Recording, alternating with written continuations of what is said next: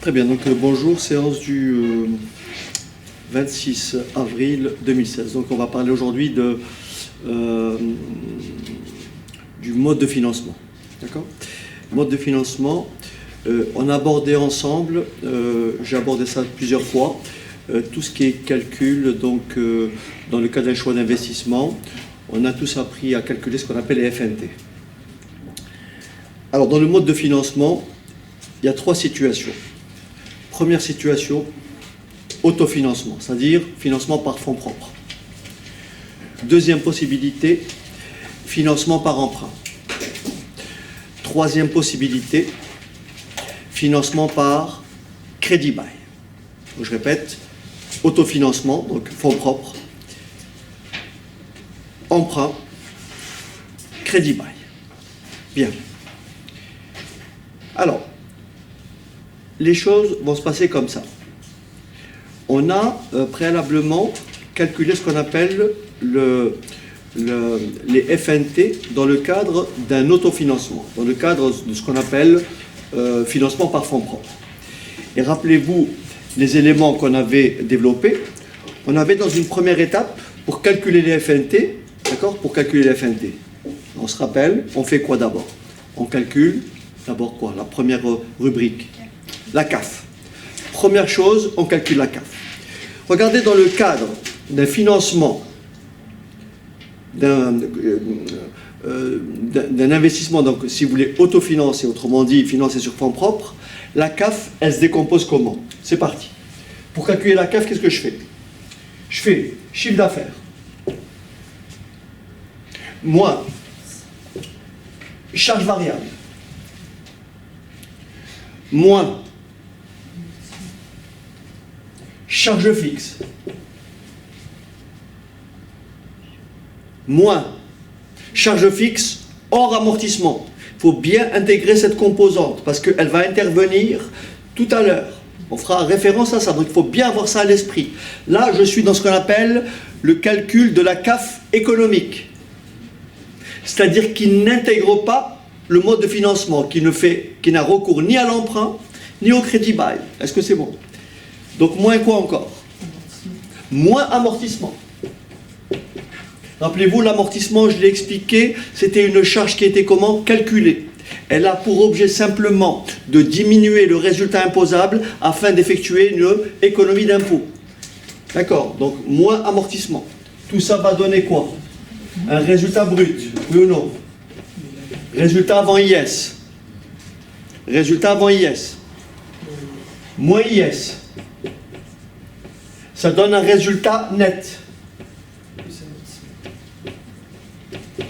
Et comme on a expliqué précédemment, l'amortissement est une charge calculée. Autrement dit, elle n'a pas fait l'objet d'un décaissement. Donc cette valeur-là, il faut bien sûr la réintégrer. Donc plus amortissement. Et là, ça vous donne ce qu'on appelle la CAF. Première année, et vous répétez le procédé tous les ans. Si l'investissement a une durée de 4 ans ou de 5 ans, ben vous calculez le chiffre d'affaires pour l'année 2, l'année 3, l'année 4 et ainsi de suite. Si bien sûr vous avez les mêmes années à l'identique, vous faites ça une seule fois. Donc ça, c'est ma CAF économique. Donc ça, il faut bien l'avoir à l'esprit. Alors regardez bien là-dedans. Là-dedans, j'ai parlé d'amortissement. J'ai parlé d'amortissement, d'accord? On fera référence à ça tout à l'heure. Maintenant, on veut calculer les FNT. Pour calculer les FNT, ce qu'on appelait les flux nets de trésorerie, ou tout simplement les cash flows, on a construit et bâti un tableau dans lequel nous avons deux choses. Les encaissements et les décaissements, ou les décaissements et les encaissements. Ou bien on a appelé ça ressources-emploi, emploi-ressources. Je vous rappelle le schéma qu'il faut bien avoir à l'esprit. Donc une fois que j'ai trouvé la CAF, je fais mon tableau des flux nets de trésorerie. Je le construis comment? Alors j'efface. Qu'est-ce que je dis? Je dis d'abord, par exemple, les décaissements. Décaissements.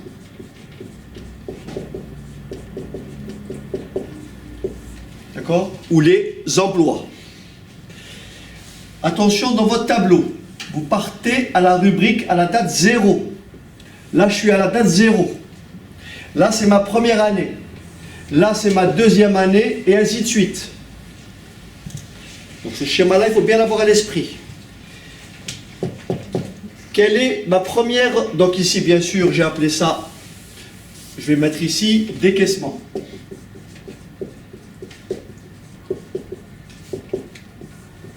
D'accord? Alors, quel est mon premier poste de décaissement? Investissement. Rappelez-vous de ça. Tout ça, c'est très important. Investissement que je mettrai ici. Ensuite. Vous voyez, elle me dit remboursement d'emprunt. Est-ce que j'ai parlé d'emprunt? On est dans la forme économique. Autrement dit, l'investissement est comment? Autofinancé, sur fonds propres. Il n'y a pas d'emprunt. Il n'y a pas de crédit bas, il n'y a rien. Je vais calculer, je suis en situation économique où l'entreprise est autosuffisante. On verra après, justement, lorsqu'on va intégrer l'emprunt, le crédit bas. Donc, investissement, quoi d'autre? Très vite. Combien? Alors, bien sûr, on a ce qu'on appelle un besoin de fonds de roulement, une variation du BFR, qu'on engage, bien sûr, en début de projet. Selon que, alors le BFR se mesure en jours de chiffre d'affaires, en pourcentage, etc., etc. Donc là, j'ai ce qu'on appelle les variations du BFR. Ensuite, est-ce qu'il y a un autre poste de décaissement? Ok. On n'en voit pas, d'accord? Il n'y en a pas. Ensuite, donc ça, c'est ma partie décaissement. Ensuite, je passe à quoi? Encaissement. Ou bien sûr, ressources. Quel est mon premier poste d'encaissement? Donc les BFR, bien sûr, ils s'engagent ici, et éventuellement, donc tout ça, je l'ai expliqué dans d'autres cours, d'accord?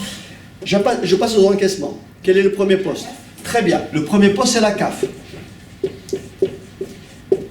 Attention, CAF économique, vous vous rappelez, CAF économique, qui n'intègre aucun mode de financement. CAF économique. CAF 1, CAF 2, CAF 3, etc.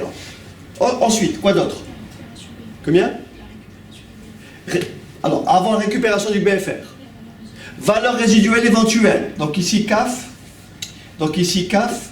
Valeur résiduelle, c'est-à-dire lorsque le bien, vous êtes arrivé en fin de projet, effectivement, on peut avoir ce qu'on appelle une valeur de cession. Donc, valeur résiduelle. Quoi d'autre? Vous l'avez dit. Récupération du BFR. Est-ce que c'est bon? On fait donc le total. Donc là, tout à l'heure ici, je fais le total des décaissements. Et là, je fais quoi? Le total des, bien sûr, des encaissements. Et par différence, n'est-ce pas, par différence, encaissement moins décaissement égale FNT. Est-ce que c'est bon? Donc, égale cash flow. Donc, encaissement point décaissement égale FNT. Donc, ici, j'ai mon premier cash flow, à l'époque 0. Ensuite, j'ai ici mon premier cash flow F1, mon troisième cash flow F2, etc. On commence bien sûr en 0. Et après, on calcule la valeur selon les critères classiques. On actualise au taux I égale, on fait F0 fois 1 plus I puissance moins 1, F1 fois 1 plus I puissance moins 2, etc., etc. Et on arrive à un résultat. Soit la vanne est positive, soit la vanne est négative. Bien entendu, si la vanne est négative, on arrête tout, le projet n'est pas rentable. Il n'y a même pas à chercher à l'autofinancer, à le financer par crédit bail. Si le projet n'est pas économiquement rentable, ce n'est pas la peine de le réaliser. Par conséquent, ici, je vais trouver une vanne positive. Après, va se poser la question, est-ce que ce projet-là, est-ce qu'il vaut mieux l'autofinancer? Est-ce que la vanne produite ici est supérieure ou inférieure à ce que aurait été la vanne si j'avais souscrit quoi? Un emprunt. Ou si l'entreprise avait, bien sûr, si l'entreprise a eu recours au crédit bail. D'accord? Donc maintenant, on va comparer les deux modes. On va comparer le mode de financement par emprunt et le mode de financement par crédit bail. Alors voilà ce qu'il faut retenir. C'est ça qu'il faut retenir. Donc ça, c'est la situation classique. Là, c'est financé par fonds propres. Ça, on l'a déjà vu plusieurs fois. Maintenant, je vais vous dire ce qu'il faut retenir. Ce qu'il faut retenir. Il faut calculer ce qu'on va appeler la vanne globale, où les FNT la CAF, alors on va l'écrire comme ça. CAF global. CAF global. Qui est égal à quoi? À la CAF économique.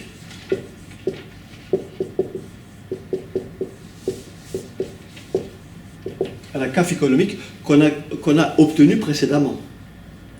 Plus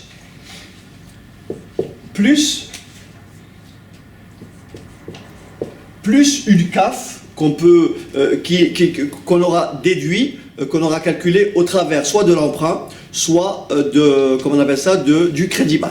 D'accord?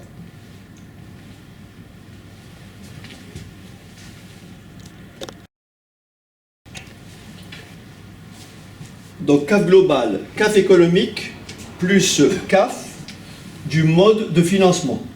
CAF associé au mode de financement. D'accord? Donc soit par emprunt, soit par crédit bail. Alors bien sûr ici, pareil, FNT global, les FNT obtenus globalement, c'est les FNT obtenus par la voie économique qu'on a vu précédemment, plus les FNT générés dans le cadre d'un mode de financement, soit par emprunt, soit par crédit bail. La vanne globale, c'est ça qu'il faut retenir, la vanne globale, est égale à quoi? À la vanne économique. C'est quoi la vanne économique? C'est la vanne que l'on a générée précédemment, c'est-à-dire hors financement. Vanne économique. Plus quoi? Vanne du mode de financement retenu. Vanne du mode de financement. Je répète. La vanne globale, c'est la vanne économique plus la vanne du mode de financement. Vous avez compris que si la vanne économique est négative, ce n'est même pas la peine de continuer. Est-ce que c'est bon? Maintenant, si la vanne économique est positive, pour que la vanne globale soit plus intéressante, qu'est-ce qu'il faudrait? Il faudrait que la vanne du mode de financement soit comment? Non, positive. Eh oui, si la vanne du mode de financement est négative, ça veut dire que ma vanne globale va diminuer, sera inférieure à la vanne économique. Dans ce cas-là, il faut renoncer et au crédit bail et à l'emprunt. Est-ce que c'est bon? Donc je répète, si ma vanne du mode de financement est négative, je retiendrai simplement la vanne économique, autrement dit l'autofinancement. En revanche, si la vanne du mode de financement est positive, ça veut dire que financer par emprunt ou financer par crédit bail, c'est mieux.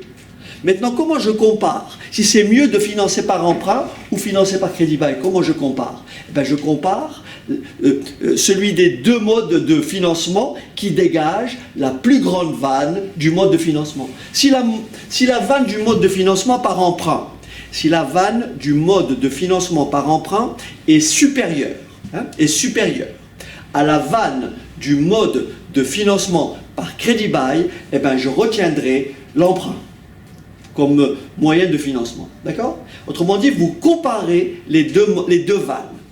Vous essayez l'emprunt, on va voir comment.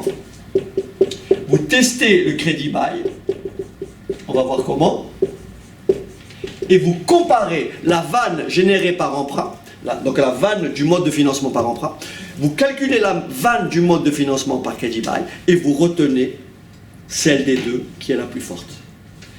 Donc si vanne du mode de financement par emprunt est supérieure à vanne du mode de financement par crédit bail, eh bien l'entreprise a tout intérêt à avoir recours à l'emprunt.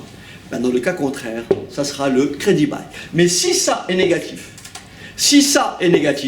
ben, il faut renoncer et à l'emprunt et au crédit bail. Bien entendu, étant entendu que la vanne économique est comment? Positive. Est-ce que c'est clair? Voilà. Alors maintenant, on va poser quelques petites conditions. Hein? D'accord? Parce qu'il va falloir distinguer quel aménagement je fais. Et c'est ça le fameux tableau que vous avez en annexe. Le tableau que vous avez en annexe, c'est ce qu'on va expliquer.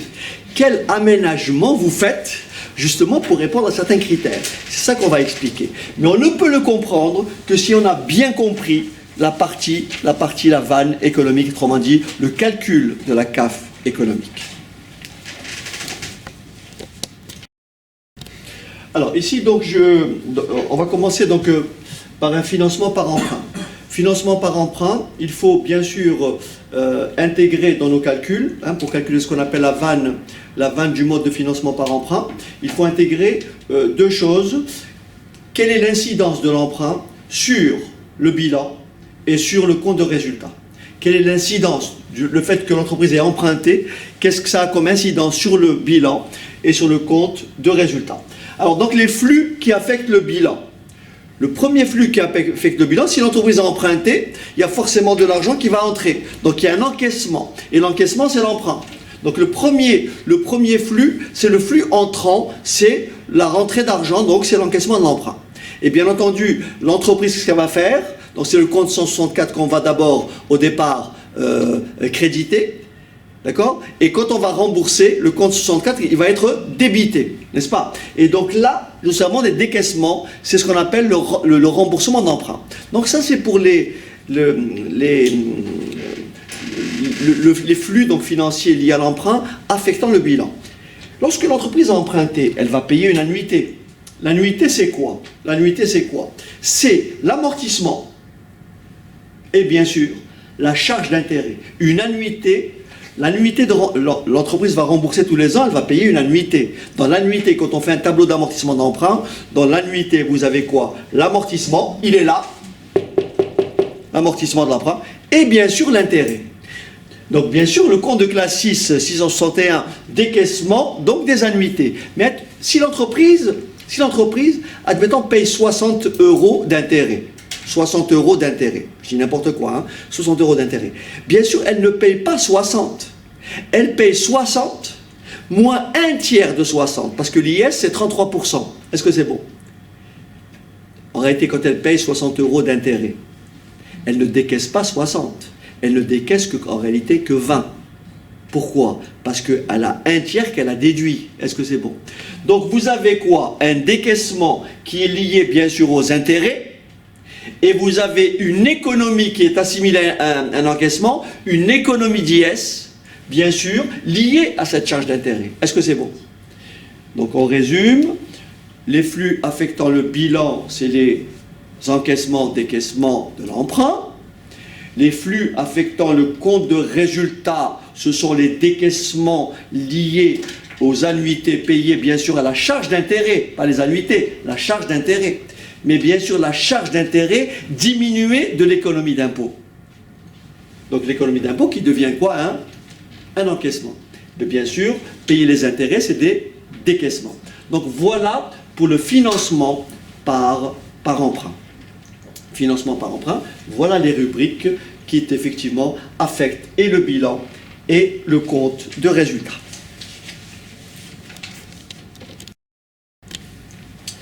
Très bien, je vais apporter peut-être la précision suivante. Après tous ces calculs,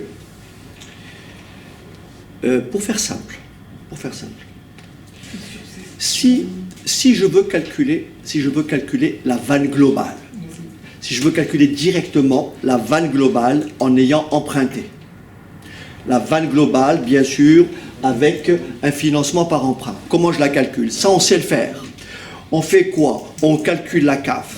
Et la CAF se calcule comment? Chiffre d'affaires, moins charge variable, moins charge fixe, moins intérêt d'emprunt, moins amortissement, égale résultat brut, plus amortissement, égale CAF.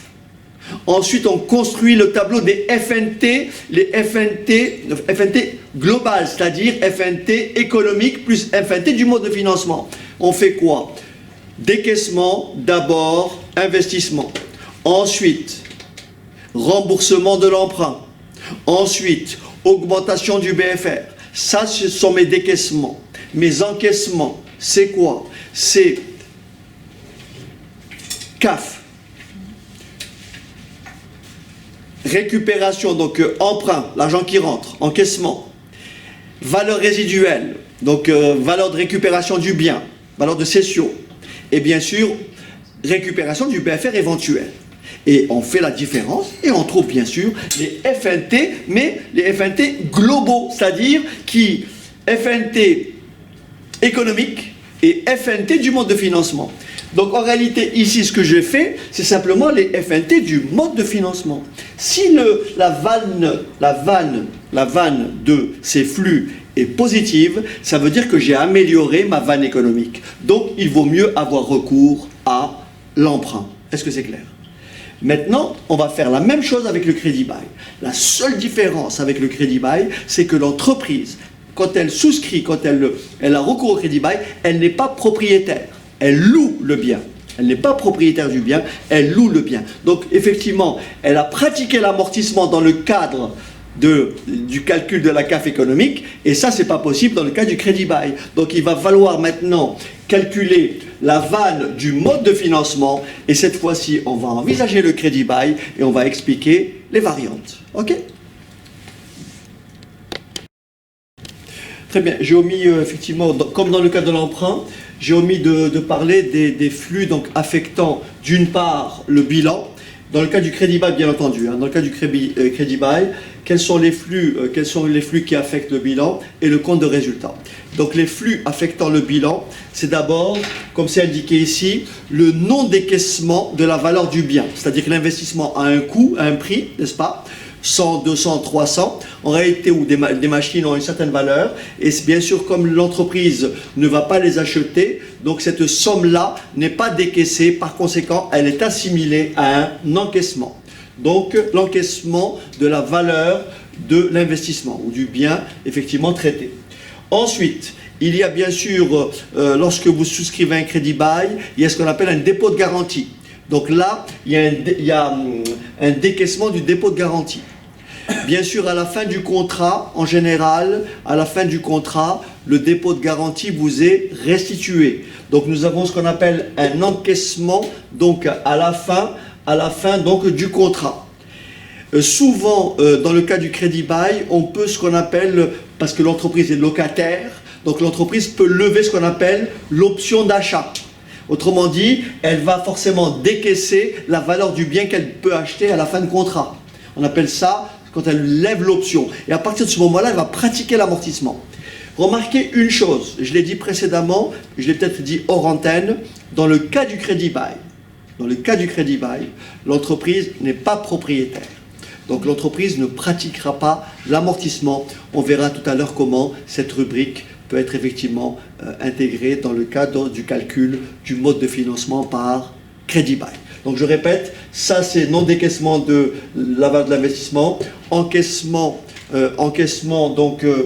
décaissement du dépôt de garantie, récupération du dépôt de garantie, et bien sûr, si l'entreprise va lever l'option d'achat, elle va bien sûr décaisser une certaine somme à la fin du contrat. Maintenant, quels sont les flux qui affectent les comptes de résultat? Bien sûr, l'entreprise, elle paye des redevances, elle paye donc un loyer, donc c'est un compte de charge. Mais bien sûr, quand elle paye un loyer de 300, en réalité, l'entreprise ne paye pas 300. Si elle a un impôt de 1/3, elle ne paye que 200, parce qu'elle a une déductibilité sur, bien sûr, les charges. Est-ce que c'est bon? Donc, d'un côté, nous avons le décaissement, qui est le décaissement du loyer, et nous avons un encaissement, qui est bien sûr l'économie d'IS sur le loyer. Donc, si elle paye 300, elle fait une économie de combien? De 100, elle ne paye en réalité que 200. Est-ce que c'est bon?